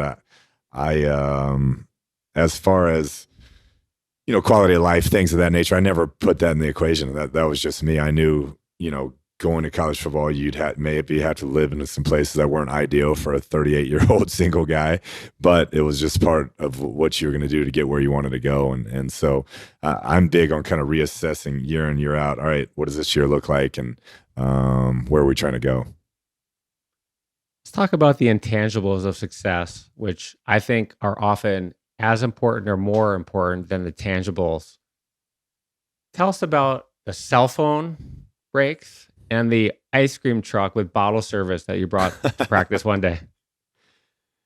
The cell phone breaks is more, you can bang your head against the wall, or you can kind of go with, hey, what these young people are used to and can handle. And so that I try to have our coaches be really efficient in the meetings, try to make sure that we're keeping guys' attentions upbeat, high energy, and then get them in and out, and we'll get them to the grass where a lot of guys learn better walking through these days anyways, and are more visual learners in that regard. And when we were at University of Houston, we did just to keep things light, we had a really good team. So to keep things light, we brought in an ice cream truck, and just back in that day, I was in the club scene a little bit more. So I knew some ladies that could serve the ice cream from like one of the local clubs. And so we had them come out, and it was quite the hit back then, but we don't do that anymore. I want to talk about the importance of being humble. I think it's important to me. I know it's important to you. I want to go back to when you and I met for the first time. We were at a wedding in Baker's Bay in the Bahamas back in 2015. Very cool wedding, at least I'm sure it was very cool for you. It was very cool for me. The groom had worked for the Patriots a while back. There were a lot of players there, including Tom Brady. So for me, I was super pumped to be there. By the way, I don't know if you knew this or not. Madison had introduced Will and Stephanie. Yeah, And I remember that. That was the connection. Yeah. And so one day, my wife and I, Madison, rented a boat. A lot of the beaches there had pigs on the beach. And so there were no pigs on the beach where we were on the island called Baker's Bay. So we thought it'd be fun to go out and see them and spend a day on the water. And my wife invited two of her friends, and one of them said, "Hey, there's this guy who's really cute. Can I invite him on the boat?" And I said, "Of course you can invite him on the boat. I mean, it's going to give me someone to talk to and hang out with. I hope he's cool. Yes." So we're on the boat. We're probably just talking about nothing. And half an hour into it, I say, "Hey, so what do you do?" And he said, "I'm a coach." I said, "Oh, cool. What kind of coach?" "Football coach." "Okay, well, you're not really telling me more. Are you a high school coach?" So I said, "High school coach?" You said, "No, college coach." I said, "Okay. I'm trying to pull it out of you." I said, "Oh, what do you coach? Offense or defense?" You said, I'm a head coach." And I'm thinking at this point, like, this guy's got to be a D3 or D2 coach. I mean, he's a head coach. So he said, "No, I'm D1." And I said, "What school?" He said, "Texas Tech." I'm thinking, that's very humble. It was extremely humble, the way that you said it. And I don't think you were trying to be humble. I really think that's the way that you are. And it made a good first impression on me. I mean, then I went back and I Googled you when you got home. When I got home, we played football first, but then we'll talk about the football. But I'm thinking, God, I had no idea. I mean, here's a guy, football star, leading a big school. Look at all these people that he coached. And it made an impression on me how humble you are. And what's the lesson in being humble? Do you get more being humble, or do you get more being, "Hey, look at me. I'm going to pound my chest. I can motivate you because of all the things that I've done in my career"? Yeah, I was raised just to be about humility, and it was one of those things. Let others do the talking for you, and that was like my parents' biggest lesson. Like you don't ever brag on yourself. You don't ever talk about it. If you're good enough, that people will talk about you. And when I meet other people, I want to get to know the person, and I want them to know me as the person, and none of that other stuff, what I do or who I am, has ever mattered to me. It's kind of how that person treats me and how I treat that person. And that's how I've always tried to approach all my relationships. One of the fun things for me is when I meet new people, and it doesn't matter if they've had huge success or not. I love learning about new things and what people do. And I always like to know what motivates other people. And I asked you, "Is that your dream job?" And you said, "No, I want to be an NFL coach one day." And I'm thinking to myself, all right, so do we all. This guy out here on 32. The boat. This I think it's drunk great. guy on the boat. No, I think it's great. By the way, I mean, Right. you had goals, and I'm thinking, God, good for you. How Right. long is it going to take him to let that happen? He's got to win, win, win. Right. And then the coaches, people got to get fired. There's only 32, and there you are. You set a goal and you achieve your goal. I think it took you 4 years after that to achieve your dreams. Yeah, it worked out. And I think a good point to kind of how my ascent to here has gone was, obviously I didn't win at Texas Tech like most people do to get that job. But I think there's a point to be made here that I was at a level offensively and with quarterback coaching that just couldn't be ignored. And I think that, like, there's things you can do, even if it doesn't work out at the top. If you keep pushing and you keep working hard, it doesn't always have to all come together. As long as you're able to do something really, really well, you'll get noticed, and you'll have an opportunity to continue down a path. I think the Rams coach McVay set an example that allowed you and some other people to get job opportunities that you otherwise would not have had. Yep. No question. A young guy like that, high energy, great offensive mind to come in, relate to players, and really lifted that up and took them to incredible, heights. And now, we've become friends, and we got to play them every year, which sucks, and we got to beat them soon. Tell us about how he fucked with you one day when you guys are at dinner with Patrick. Yeah, he had I had just got the job actually, and we were at dinner with Patrick, and Sean was there and a couple other people, and he had done something with his phone, like changed the name or something, and had our buddy text him where it looked like Roger Goodell. So I'm sitting next to him, he's like, "Oh, dude, this is not good." And he's like, shows me the text, and he's like, "Please tell me you're not at dinner with Roger Goodell. Please tell me you're not at dinner with Patrick Mahomes." And he's like, "They'll take away draft picks. They'll do this." I had no idea. I just got the job. I have no idea what's going on. So I'm like, oh my God, I'm going to get fired before I even coached, a game.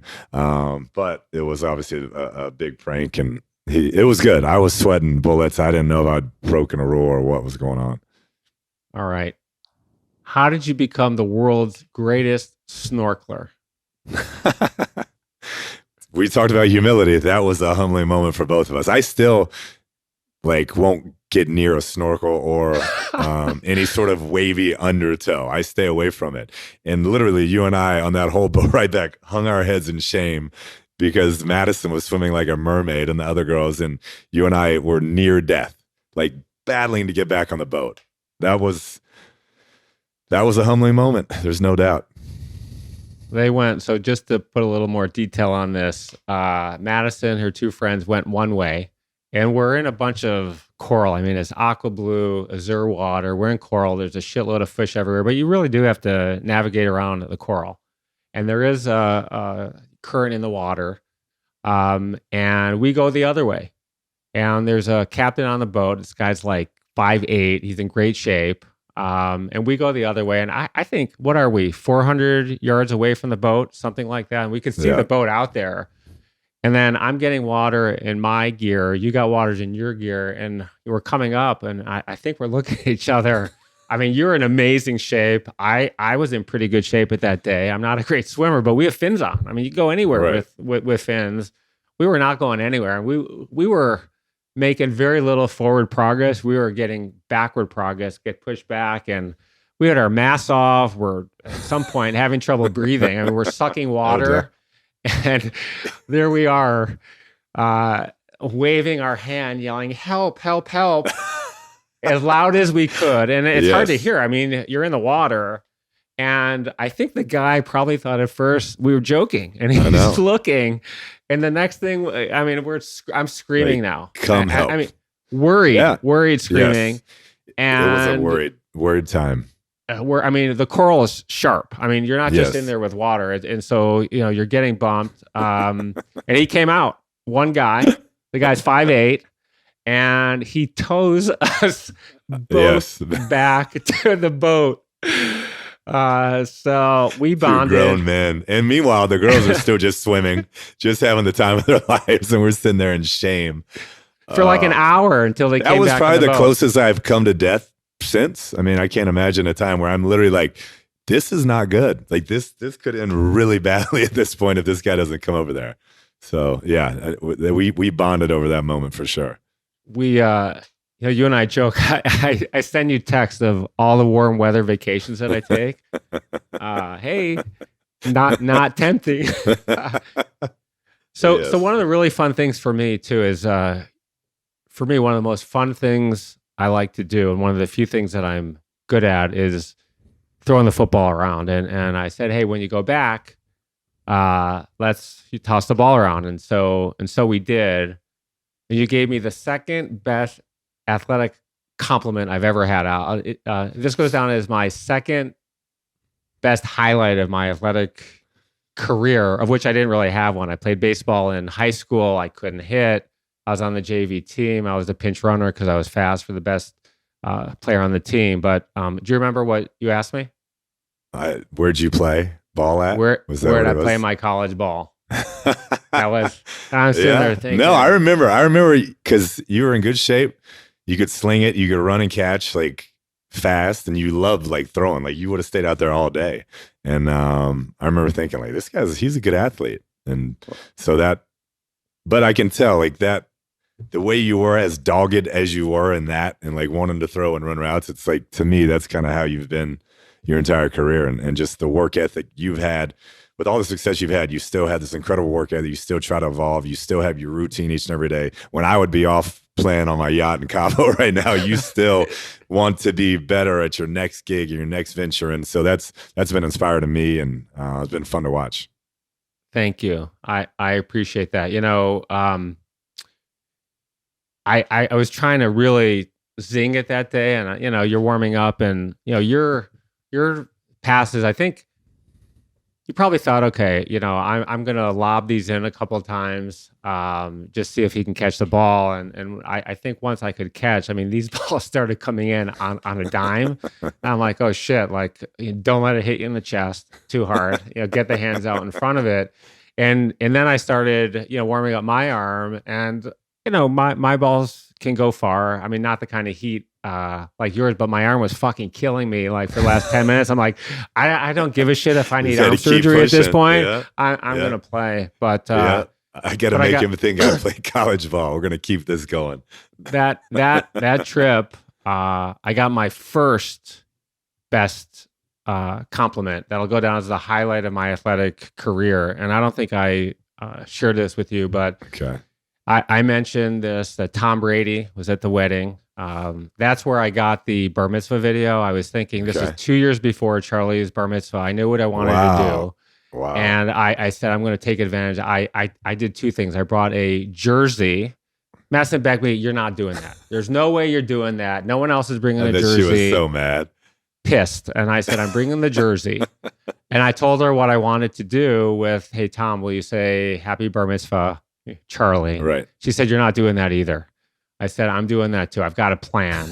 And so this is 2 years out, by the way. And so I went. And y'all had only been married for how long then? We got married. Right? No, we were brand new. So I think we got married in 2014. This is 2015. So yeah, that was risky to take that challenge. Yeah, I mean, I had a lot of goodwill. It's not like our marriage was going to end. But her friends were there, and right. You don't want to be that guy. But I am that guy. I've made a career. Yes, that's why you are where you're at. No, I mean, you have no fear. You just go for it. I thought the odds of him saying no were very low. So I went up for the jersey. He was annoyed, by the way. And he did it reluctantly. He was annoyed? A little bit. You could sense that you just... He was practicing. Like a roll of the eyes? Or you were just like... He paused. I mean, Tom... I had a chance, talk to him later that trip. Madison had met him a few times. I mean, the guy could not be any nicer. You guys are buds. Best dude ever. Yeah. I mean, just he couldn't have been nicer. I think it was the time. It was like right after breakfast. Right. I mean, he had his coach there. They were throwing the whole day. And then I said, hey, do you mind take a little video clip saying happy bar mitzvah, Charlie? And so Madison walked away. I told her that I was going up with the jersey and I was going for the video, and she said, I'm out of here. Went and hid. She left. And he did it. And so there were all kinds of interesting people at the wedding. And JJ Dudum, who works for the developer that built and owns Baker's Bay, and he and I were doing a lot of jawing, and you're gonna play football, and he's a stocky guy, muscular. And so one day we said, okay, let's toss the ball around at the beach, and said, okay. And so we're tossing the ball on the beach, and I'm warming up my arm, right? And slow, lofty passes, and he's bullet. And so I was at the end, and he had room to roll, so I back up, and finally, his balls were not coming as far, so I would have to go in to catch his passes, and I could see Tom walking. Giselle was maybe 100 yards away on the beach. Tom was walking what looked like a path right where I was, and I'm thinking, all right, he's going to walk right by me, and so I say to JJ, back up, back up. And he rolls his eyes. He's like, you're never going to fucking get the ball here ever. And so I like timed it perfectly. Tom is now, he's like 10 feet, 7 feet, 5 feet. And I let that fucker fly.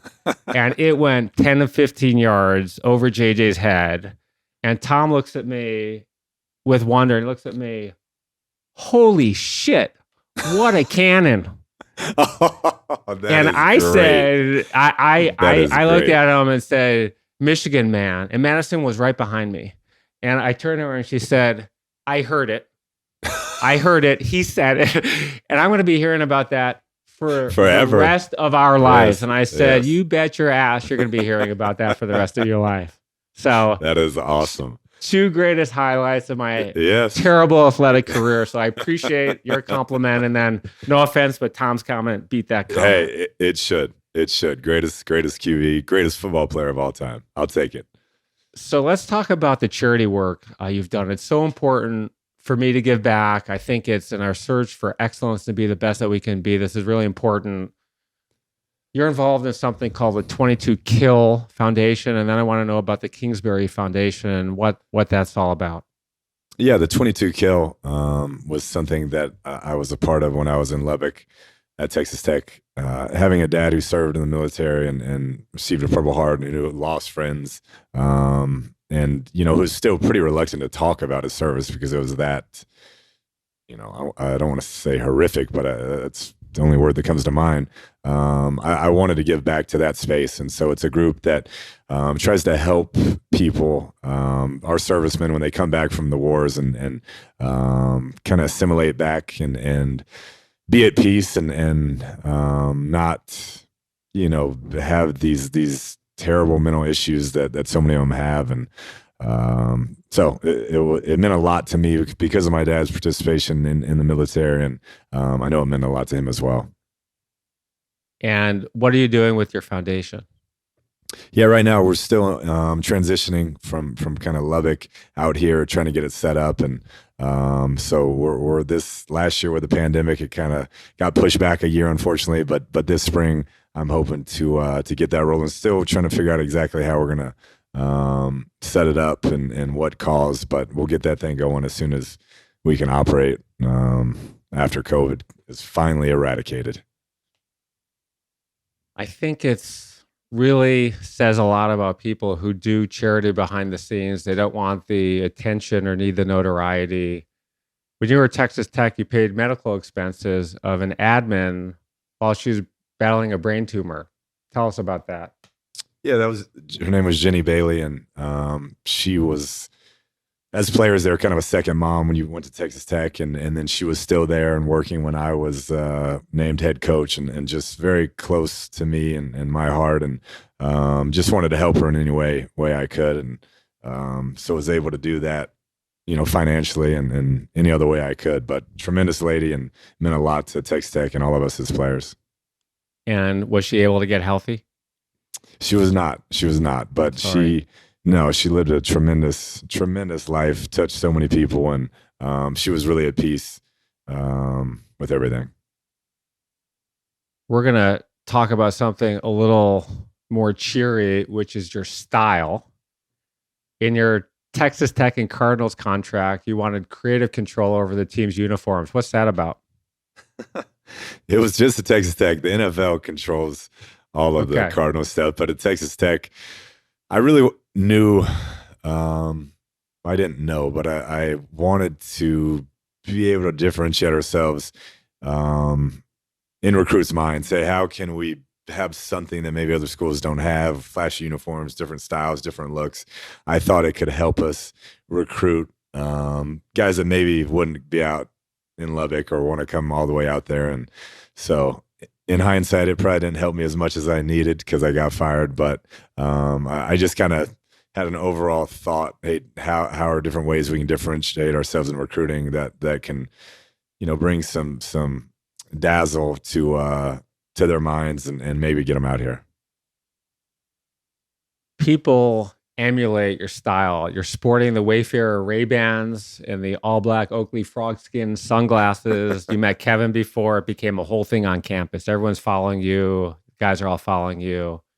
And most coaches have this coaching uniform. You got the pleated khakis, the shiny white jogging shoes. Think of Jim Harbaugh, who used to get the Walmart khakis, and now he's upgraded to the blue Lululemon pants. But you don't go that route. You've got the skinny jeans, no socks, and loafer look. Tell us about that. No, it's just really more than anything. When I got into coaching, I told my friends, like my close friends, I said, I'm going to be myself. I know, coaching is sometimes guys get in a box and you all got to do it this way. And I just said, I'm going to be myself. That has no effect on the type of coach I'm going to be, the type of person I'm going to be. So I'm going to be myself. I'm going to dress how I dress. And that was really all it came down to. I just wanted to be true to myself, whether I was coaching or style or haircut or how I talk. And that's what I've tried to do. You're an NFL coach. You're handsome. You look like Ryan Gosling. And with no disrespect Appreciate that. to Bill Belichick or Andy Reid, no disrespect to them, you have a huge fan base of women who thinks you're a sex symbol. When you were at Texas Tech, a local business created t-shirts that says, our coach is hotter than your coach. And the t-shirts sold out and went viral. What do you think about all that? And you're also single. What do you think about all that? Yeah, I mean, it comes with the territory, I guess. I think it's more just the fact that I maybe don't dress like a traditional coach, may not have the same coach type look that gets played up a lot, but it's part of it. I'll take it. I'd like to be known for more of like the great coach than the hot coach at some point. So we're working towards that. There's no doubt you are, but if you're reading all the stuff online, it's yeah, we're a lot more that way right now. We need to bring them more back to the X's and O's at some point. So you're very eligible bachelor. You work your tail off. You're 38 years old. You make a very good living. You have time to date. And how do you meet women who are the kind of women that you want to meet, not necessarily the kind of women who hang around after the game because they want to date players? I know that's not the kind of woman that you want to meet, but you're very private as well. So we're not going to name names, but right. So how do you go about that and find somebody great? That I think that brings up a good point, because I do think we talked about it earlier, but there's sacrifices you make in everything to try and reach a certain level, and that's something that I have, sacrificed to an extent. I would say it would be the personal side of things. Living in University of Houston, when I first took that job, I slept on Dana Holgerson's couch because I was making $400 a month, and so then I got that job, and you're working these crazy hours for 2 years, and I go to College Station, and that's not exactly, for a 2-year-old dating mecca there. And then you go to Lubbock, Texas, and you're busy all the time recruiting. You don't have a lot of time to meet girls then and to really put a whole lot of time into it. You just don't. And it takes a special woman to put up with those hours and that type of lifestyle. And so I think that's something that I have sacrificed a bit, but I meet people and find a way to still have a social life and a personal life. It just hasn't exactly come to fruition just yet. So we'll see, but in a good spot now. Scottsdale, this whole area, pretty strong. Okay. There will be women listening to this podcast. It's important to me to have half of my podcast guests be men and women. So just for the record, you do want to get married and you do want to have kids. You do want to have a family, and that's important to you. Just for the record, I'm just laying it out there. We're not going to get into any detail. I go back and forth.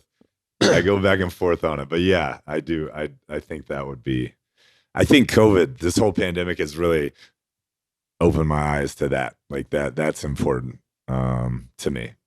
I'm sure you've heard this from your friends. One of my friends named Rick Rivera told this to me. He had 4 kids very young, and I had none at the time. And he said, you find out the meaning of life once you have kids. And for me and most of my friends, I think that's true. So I hope you get to experience that. And I know you will at some point one day. No, I appreciate it.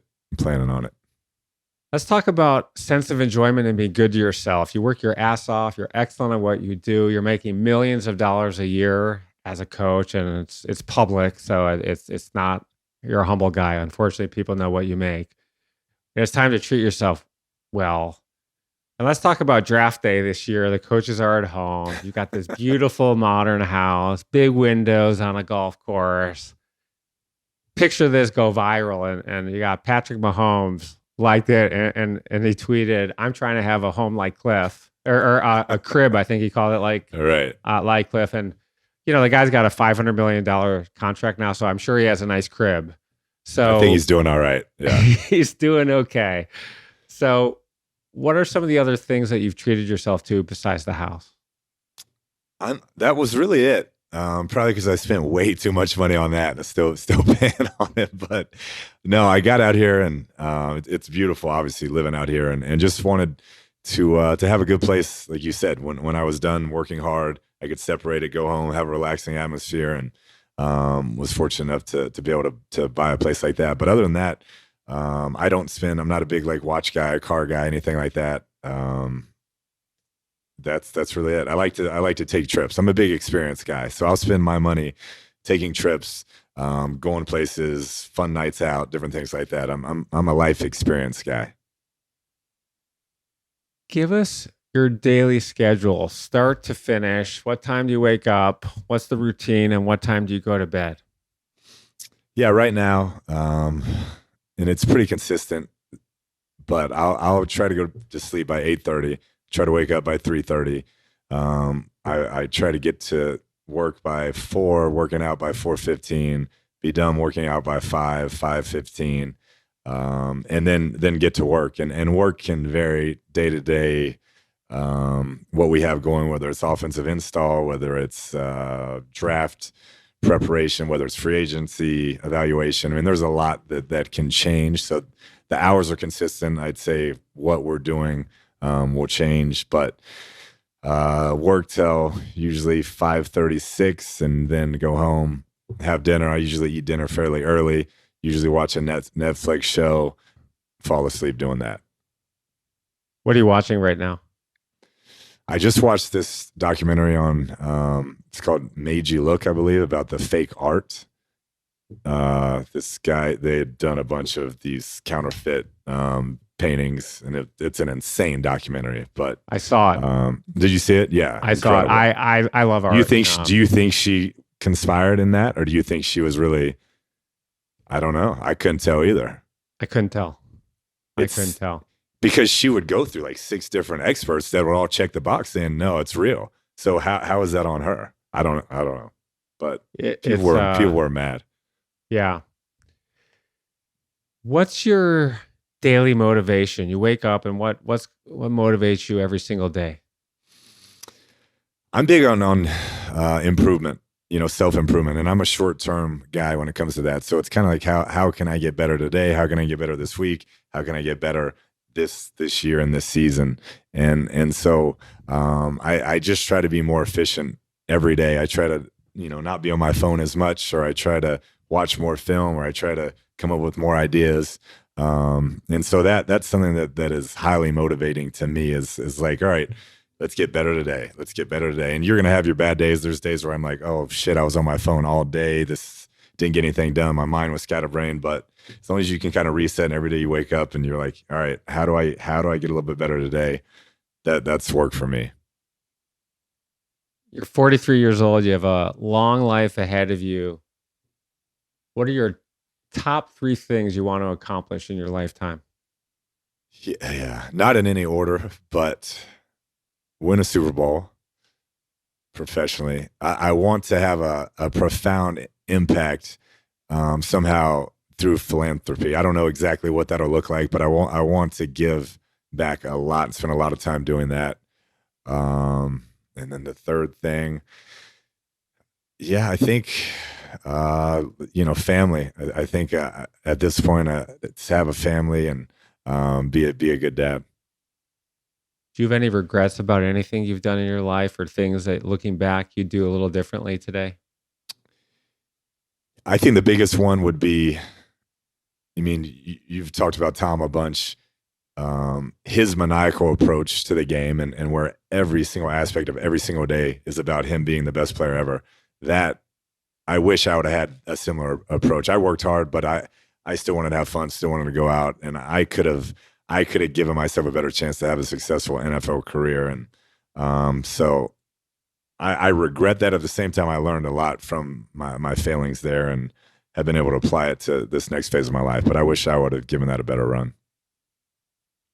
We're coming to the end. And before I ask my last question, I want to know what impact you want to have on the world. Yeah, I want, I guess from a coaching point of view, just because that's pigeonholed in that career, I want young coaches to be able to look at me and just say, hey, you can do it your way. You can, you don't have to be put in a box. You can do it your way. You can treat people good and still have success if you work really hard at it. And then overall, I think just, like I said, whatever charitable endeavor it is, just be able to help change lives and help people breathe easier in any way, shape, or form I can. One of the messages about In Search of Excellence podcast is doing things we're passionate about doing and pursuing our dreams. Your favorite book is The Alchemist by the Brazilian author Paulo Coelho. And the main idea of the book is that individuals should live in the singular pursuit of their individual dreams. Is that your main message to our listeners and viewers today? And what other advice do you have for us in our In Search of Excellence to live up to our potential and to achieve greatness? It's funny you mentioned that book because I read that when I was kind of in my dark period. My mom had passed away. I was partying a lot. I wasn't focused. I didn't know what I wanted to do with my life. And I read that and it just kind of like hit me. And it's a book I'll still read to this day just to kind of reset and refocus. But I would say to any young people listening, and I mentioned it earlier, but to me, everything starts with work ethic. If you truly want to be successful and you want to create, better situations for yourself, luckier situations, if you will, it all comes down to work ethic.